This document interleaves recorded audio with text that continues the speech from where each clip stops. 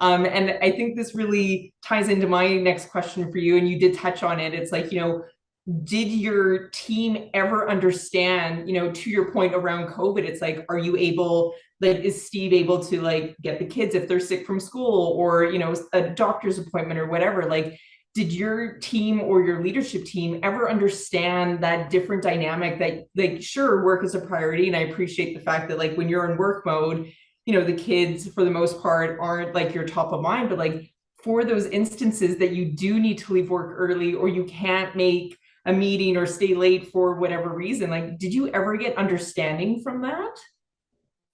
Absolutely. I think the world around that has really changed. I think people understand that we are humans with full lives and responsibilities, and um, there's more understanding around that to a point, though. Like I remember during COVID, I would explain, both my kids are home, daycare's closed, my husband and I are both working, we're doing our best.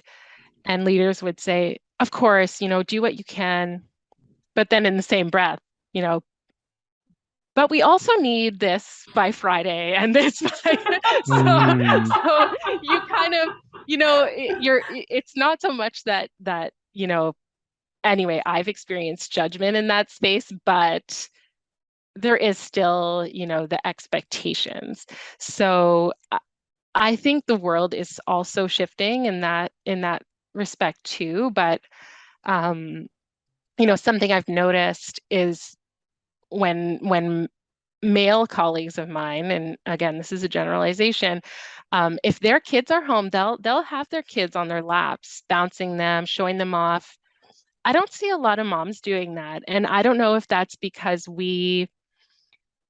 uh, I know for me, I want to make sure people know I'm working if my kids are Right, home. right. yeah. Where I think,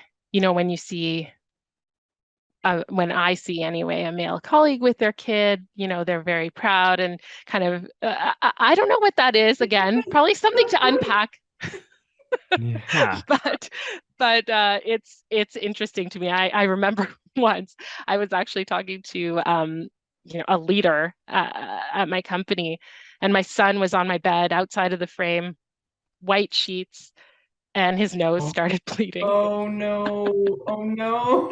And I remember Oh. You thinking, just like see that happen. You're like, Uh, I saw yeah, it happening out the corner of my eye, and I thought, "Ugh." So I said, you know what? Would you excuse me just for a second? Mute, video off, shove some Kleenex up there. Sorry about that. Where were we? Like this, it's just funny how you you kind of make it work. yeah. And yeah. yeah, I do hope that in the future that there will be more understanding around that aspect of work-life balance. But Hmm. I think it's also on managers though to and I guess this is another tip would be for managers to really get to know your company's benefits and your policies and your resources so that when someone on your team does say, my kid just tested positive for, you know, Yeah. COVID, Yeah. um, and you can say, well, here are your options, right?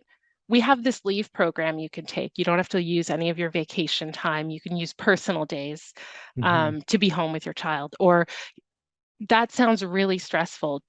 By the way, did you know that we have an EAP program where you can speak to a counselor for free? So kind of being that um, the resource for the resources for your team and make sure they know that your company does have support for them, I think is a great way to make parents feel more comfortable in asking for time off or asking for support if they know it's kind of part of a program, a formal program that your company has arranged.